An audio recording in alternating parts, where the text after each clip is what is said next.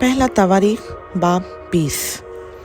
پھر نئے سال کے شروع میں جب بادشاہ جنگ کے لیے نکلتے ہیں، یوآب نے زبردست لشکر لے جا کر بنی امون کے ملک کو اجاڑ ڈالا اور آ کر ربہ کو گھیر لیا، لیکن داؤد یروشلم میں رہ گیا تھا، اور یوآب نے ربہ کو سر کر کے اسے ڈھا دیا، اور داؤد نے ان کے بادشاہ کے تاج کو اس کے سر پر سے اتار لیا، اور اس کا وزن 1 قنطار سونا پایا، اور اس میں بیش قیمت جواہر جڑے تھے، سو وہ داؤد کے سر پر رکھا گیا، اور وہ اس شہر میں سے بہت سا لوٹ کا مال نکال لایا، اور اس نے ان لوگوں کو جو اس میں تھے باہر نکال کر آروں اور لوہے کے ہینگوں اور کلہاڑوں سے کاٹا۔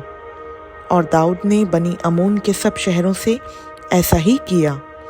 تب داؤد اور سب لوگ یروشلم کو لوٹ آئے۔ اس کے بعد جزر میں فلسطینیوں سے جنگ ہوئی۔ تب ہوساتی سبکی نے صفی کو، جو پہلوان کے بیٹوں میں سے ایک تھا، قتل کیا، اور فلسطی مغلوب ہوئے، اور فلسطینیوں سے پھر جنگ ہوئی۔ تب یعور کے بیٹے الحنان نے جاتی جولیت کے بھائی لہمی کو، جس کے بھالے کی چھڑ جولاہے کے شہتیر کے برابر تھی، مار ڈالا۔ پھر جات میں ایک اور جنگ ہوئی، جہاں ایک بڑا قد آور آدمی تھا، جس کے 24 انگلیاں یعنی ہاتھوں میں 6 اور پاؤں میں 6 تھیں، اور وہ بھی اسی پہلوان کا بیٹا تھا۔ جب اس نے اسرائیل کی فضیحت کی تو داؤد کے بھائی سمئی کے بیٹے یونتن نے اس کو مار ڈالا۔